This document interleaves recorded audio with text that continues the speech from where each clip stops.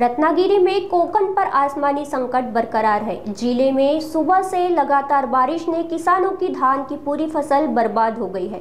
पिछले एक हफ्ते से जारी बारिश ने किसानों की मुश्किलें बढ़ा दी है। किसान प्रवीण पटवर्धन ने कहा, कटे हुए धान भीग गए हैं, साथ ही कुछ जगहों पर पूरी खेत में पानी समा गया है। सरकार ने जल्द से जल्द मदद करनी चाहिए।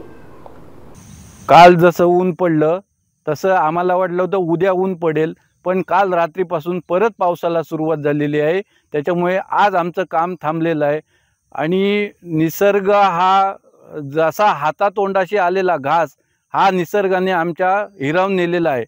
जसं सरकार घाटावरती शेतकऱ्यांना नुकसान भरपाई देतं, लक्ष देतं, तसं आमच्या इकडे कोकणातल्या शेतकऱ्यांना नुकसान भरपाई द्यावी अशी आमच्याकडे शेतकऱ्यांची सरकारकडे नम्र विनंती आहे।